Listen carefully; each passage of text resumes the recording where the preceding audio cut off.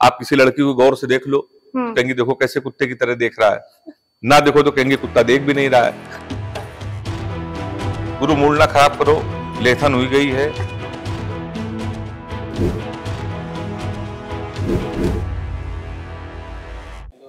नमस्कार दोस्तों, local vocal Kanpur में आपका स्वागत है। मैं कीर्ति एक बार फिर हाजिर हूँ। कानपुर को वैसे तो हैप्पीएस्ट सिटी के रूप में जाना जाता है, उद्योग नगरी के तौर पर जाना जाता है, चमड़ा के व्यापार के तौर पर जाना जाता है, लेकिन जब कानपुर का जिक्र होता है तो यहाँ के हास्य कलाकारों की बात ना हो ऐसा तो हो ही नहीं सकता। और जब हास्य कलाकारों की बात आती है तो राजू श्रीवास्तव का नाम सामने ना आए, जहन में ना आए, ऐसा भी नहीं हो सकता। हालांकि दुर्भाग्यवश आज राजू श्रीवास्तव हमारे साथ नहीं है, लेकिन उनकी कॉमेडी, उनके हास्य व्यंग आज भी लोगों के जहन में जिंदा है। आज भी उनके हास्य, उनकी कॉमेडी लोगों को गुदगुदा रही है। तो इसी के साथ हम भी अपना एक नया एपिसोड लेकर हाजिर हो गए हैं, जहां आप भी हंसते हंसते लोटपोट होने वाले हैं, क्योंकि इनकी कॉमेडी और इनकी कॉमिक टाइमिंग के लोग दीवाने हैं। ये है तो कानपुर के, लेकिन इन्होंने अपनी कॉमेडी से भारत क्या दुनिया भर में सब पर जादू चलाया हुआ है। कौन है ये? आइए आपको मिलवाते हैं। अच्छा, ये एक ऐसे शख्स हैं जिन्होंने सिखाया कानपुर के लोगों को, एक बार फिर से ये सिखा दिया कि सपने देखिए और सपने देखने के साथ साथ उसे पूरा आप कैसे कर सकते हैं, उसका हुनर भी इन्होंने बताया। तो आज हम उन्हीं से बात करने वाले हैं। हमारे साथ द कॉमेडियन, ये मैं कह रही हूँ और मुझे कहते हुए भी अच्छा लग रहा है, क्योंकि ये कानपुर से है भाई, अपने कानपुर से, जहां पर ये कॉमेडी से लोगों को लोटपोट कर रहे हैं। हेमंत पांडे जी हमारे साथ मौजूद हैं। सर, बहुत बहुत स्वागत है आपका, शुक्रिया अपना कीमती समय देने के लिए। सबसे पहले तो शुरुआत करेंगे कि कानपुर के एक कोने में, पनकी में रहते हुए, शताब्दी नगर में, वहां से आप निवासी है वहां के, कैसे ख्याल कैसे आया कि कॉमेडियन बनना है, टीवी पे आना है? देखिए, हमारा कानपुर पूरा, चाहे पनकी हो, बर्रा हो, यशोदा नगर हो, कानपुर का हर एक क्षेत्र कॉमेडी से भरा हुआ है। अच्छा। चलते फिरते हम लोग हंसते हैं और लोगों को हंसाते हैं। हाँ, अभी आपने देखा होगा कि एक श्रृंखला बनाई गई कि सबसे ज्यादा मौजिया लोग कहाँ के हैं। हाँ। तो वो कानपुर नंबर 1 पर आया। मौज जब हम लोगों के खून में बसा है, खून के अंदर जब दौड़ रहा है, कंपटीशन हो रहा है, तो कानपुर के लोग क्यों ना जाए, क्यों ना प्रतियोगी बने तो उनको जाना चाहिए। लोग, इतने लोग कानपुर से गए। हमारे राजू श्रीवास्तव जी को देख लीजिए, कितना बड़ा नाम। हमारे अन्नू जी गए, तमाम लोग गए, तो हम लोगों को भी अवसर मिला और जाना भी चाहिए। तो मैं गया और बड़ा प्यार मिला कानपुर का, बड़ा सफल रहा। मेरी पहचान उस चैनल ने बनाई लाफ्टर शो में, और ये सब कानपुर वालों की मोहब्बत है। वो गिरना, संभलना और फिर एक जाना माना चेहरा बन जाना, जहां पर कानपुर के लोग भी गर्व से बोल सकते हैं कि राजू श्रीवास्तव, उसके बाद रंजन श्रीवास्तव के साथ ही हमारे आते हैं जो कि हैं पांडे जी, उनकी कॉमेडी के भी लोग दीवाने हैं। तो वो कैसे, कहां से क्या इंस्पिरेशन मिली? देखिए, बड़ा स्ट्रगल रहा जीवन, तो स्ट्रगल से भरा ना हो जीवन तो वो सक्सेस आदमी नहीं हो पाता। किसी भी सफल व्यक्ति को देखिए, हालांकि मैं अपने आप को बड़ा सफल नहीं मानना हूँ, मैं सफलता की ओर धीरे धीरे बढ़ रहा हूँ, और आदमी को अपने आप को कभी सफल मानना भी नहीं चाहिए। जीवन में बड़ी चुनौतियां आती हैं। मैंने एमए किया डीबीएस कॉलेज से, आप जानती हैं अपने कानपुर का डीबीएस। मैं पत्रकारिता में मैंने अपना हाथ आजमाया। मैंने दैनिक जागरण और हिंदुस्तान टाइम्स जैसे बड़े अखबारों में काम किया, लेकिन कीड़े अंदर कॉमेडी के थे, कविता के थे, लोगों को हंसाना था। बॉस कहते थे तुमको रोज आना है, तो कवि सम्मेलन होता था, मुझे वहां जाना रहता था। तो बॉस ने एक दिन हाथ जोड़कर कह दिया, यार तुमसे हो ना पाएगा। अच्छा। तो मैंने भी जीवन की बड़ी चुनौती स्वीकार की। मैंने कहा सर, नहीं हो पाएगा। मैंने सोचा मैं क्यों ना कॉमेडी के क्षेत्र में जाऊं, कवि सम्मेलन की दुनिया में जाऊं, लेकिन वहां अगर मैं फेल हो गया होता तो वो नौकरी तो चली ही गई थी, यहाँ से भी मैं आउट हो जाता। लेकिन मैंने चुनौती को स्वीकारा, आगे बढ़ा, मेहनत करी, लोगों को सुना। राजू भाई वगैरह को बचपन से टीवी पे मैं सुन रहा हूँ, तो मुझे लगा कानपुर की चीजों को लेकर के जरा जरा सी बात पर उससे हास्य निकालना, कॉमेडी निकालना, अगर ये लोग कर सकते हैं मैं भी कर सकता हूँ। मैंने प्रयास किया और उस चुनौतियों को स्वीकार करते हुए मैं गया, और आज मैं आपके साथ बैठा हूँ, इंटरव्यू दे रहा हूँ। आपने एक बात बोली कि मैं बचपन से, यानी कि ये जो सपना पिरोया था, जो संजोया था, या एक जो कॉमेडी का आप कह रहे हैं ना, कीड़ा कानपुरियों में बड़ा होता है, उनके हर एक जुबान पे ऐसा लगता है कि अपनापन है, चाहे वो कंटापी के ऊपर मारने की बात करें, तो ये हमेशा से ही था, बचपन से ही? हाँ, बचपन से। मैं एक्चुअली दूरदर्शन का जमाना था, चैनल आते नहीं थे। सुरेंद्र शर्मा जी हास्य व्यंग्य का इस समय का सबसे बड़ा नाम है, मैं उनको सुनता था, बड़ा मैं उनसे इंस्पायर था, क्योंकि वो कविताओं में हंसाते थे। जो कॉमेडियन होते हैं वो एक्टिंग भी कर लेते हैं, किसी की आवाज निकाल लेते हैं, कर लेते हैं ये सब। तो मैं धीमे धीमे टूटा फूटा लिखने लगा, अपने दोस्तों को सुनाने लगा।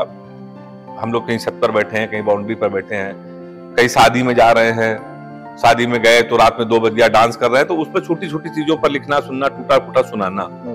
सुरेंद्र शर्मा जी जब कानपुर आते थे या बड़े लोग आते थे या बड़े कॉमेडियन आते थे, मैं नीचे दरी में बैठकर सुनता था उनको। रात भर बैठता था, पिताजी पूछते थे कहाँ गए, तुमने कहा लोगों को सुनने गए, जाते थे। तो कवि सम्मेलन जब शुरू होता है तो उसके पहले एक होती गोष्ठी, आपको बता दूं, वो होती बंद कमरे में। अच्छा। उसमें 4 लोग आते हैं, नए नए बच्चों को मौका दिया जाता है। मुझको भी अवसर दे दिया गया। मैंने टूटी फूटी 4 लाइन सुनाई, लोगों ने ताली बजा दी, तो मेरे भाव बढ़ गए। मैं कहा यार ताली लोग बजा रहे हैं तो मैं कुछ कर सकता हूँ। मैं छोटे छोटे मंच मिलने लगे, लोगों को हंसाने लगा। तो वही बचपन से लेके अब तक वही सब चला आ रहा है। अच्छा, जो टूटी फूटी जो वहां पर आपने उस बंद कमरे में सुनाई थी, क्योंकि कॉमेडी तो बहुत लोगों ने सुनी, लेकिन वो जो शुरुआत आपकी थी वो क्या थी? आज मुझे देखिए वो पूरी कविता नहीं याद है। उस समय एक कांड हुआ था मुंह नुचवा।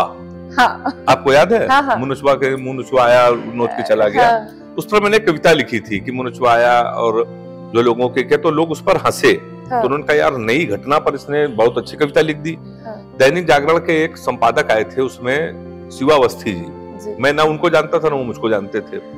तो जैसे कोई गोष्ठी हो गई तो लोग कहते थे अपनी 4 लाइन लिख के दो, आपने क्या सुनाया। हाँ। सारे कवियों ने दी, मैंने भी लिख के दे दी। वो आगे हेडिंग छपके। मतलब मेरा पहला अवसर, मैं बिना बुलाए वहां गया। मैं आमंत्रित भी नहीं था, मैं आपको बता दूं। मुझे लगा कि 4-6 कवि इकट्ठा हुए हैं।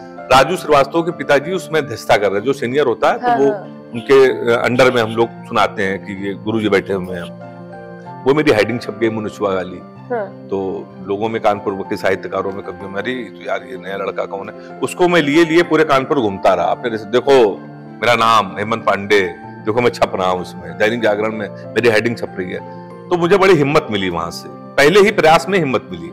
तो जब हिम्मत मिली तो मैंने कहा मैं लिखूंगा। तो नई जो भी घटनाएं होती थी, अब इस समय मैं एक शो करता हूँ लपेटे में नेताजी, तो हाँ। वो करंट ही होता, वो पूरा राजनीति पर है। हाँ। तो हम लोगों को नया लिखने की उससे वो मिली, तो नया लिखने लगे और छोटे छोटे मंच मिले, लोगों ने तालियां बजाई, प्रसिद्धि मिली, बड़े लोगों ने बुलाना शुरू किया, जाता रहा। और बस पर मैंने बड़ा अध्ययन किया है लड़कियों पर। अच्छा। हाँ, बड़ा अध्ययन किया। आप किसी लड़की को गौर से देख लो, कहेंगे देखो कैसे कुत्ते की तरह देख रहा है, ना देखो तो कहेंगे कुत्ता देख भी नहीं रहा है। तो मैंने पीएचडी की है इस पे। अच्छा। हाँ, तो ये मैं लोगों को सुनाता हूँ, लोगों को बड़ा अच्छा लगता है। नहीं तो ये जो पीएचडी थी, ये कहाँ से शुरू? ये घर से शुरू? ये डीवीएस कॉलेज से हम लोग देखते थे कि दोस्त हमारे हैं तो लड़कियों के चक्कर में वो भाव नहीं देने, बेचारे रो रहे हैं बैठ के। मैं उनसे कहता क्यों यार इन चक्करों में पड़ो, अपना कैरियर बनाओ, भविष्य को तलाशो। ये सब धीमे धीमे अपने कटु अनुभव है, इसको मैं हाथ में लेके आ गया। लोगों को बड़ा पसंद आने लगा, अच्छा लगने लगा। अभी मैं दुबई गया था। आपको नॉलेज होगा, मालूम भी होगा, एक शो होता है सबसे बड़ा पूरे इंडिया में। हाँ। उसका नाम है अंदाजे बयां।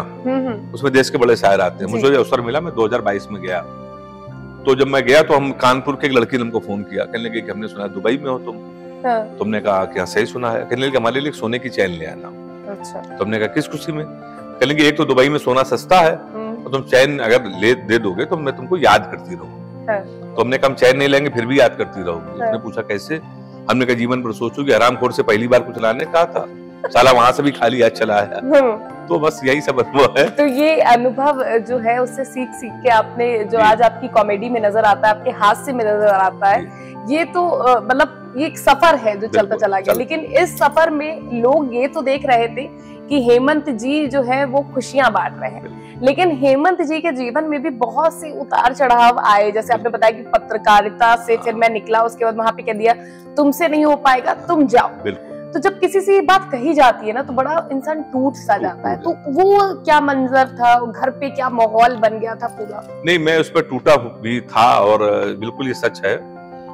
किसी बड़े कवि की 4 लाइन है, अपने जख्मों को आईना बनाया हमने, आपको हंसता हुआ चेहरा दिखाने के लिए।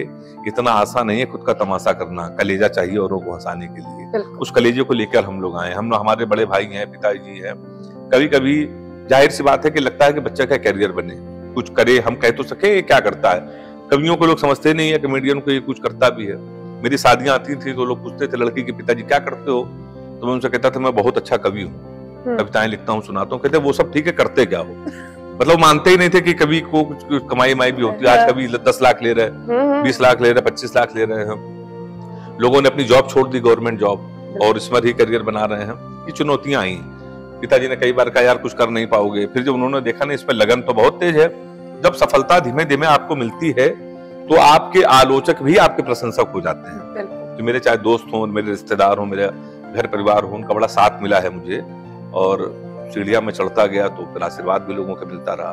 हेमंत जी, आपने एक बहुत बड़ी बात कही कि कॉमेडियन को लोग कुछ समझते नहीं है, कवियों को कुछ समझते नहीं है, लेकिन जब उनकी कॉमिक आप देखते हैं, उनकी कॉमिक टाइमिंग देखते हैं, बड़ा अहम हो जाता है वो कॉमिक टाइमिंग को मेंटेन करना। चाहे पीछे आपकी लाइफ में कुछ भी हो रहा हो, आपको जनता के सामने आके आपको सिर्फ वही प्रेजेंट करना है जिससे उनके चेहरे पर हंसी आए। ये कितना डिफिकल्ट हो जाता है? नहीं, बिल्कुल डिफिकल्ट है। आपको परफॉर्म करना है, उसको ये मतलब नहीं है कि आपको 101 डिग्री बुखार है या 102 जी। हम लोग रहते हैं और भीड़ हम लोगों के सामने 50,000 की होती है। बिल्कुल भाई, और आयोजक ने आपको पैसा दिया है, आपको उसने बुलाया है और केवल इसलिए बुलाया है कि आप उसको परफॉर्म करके दीजिए।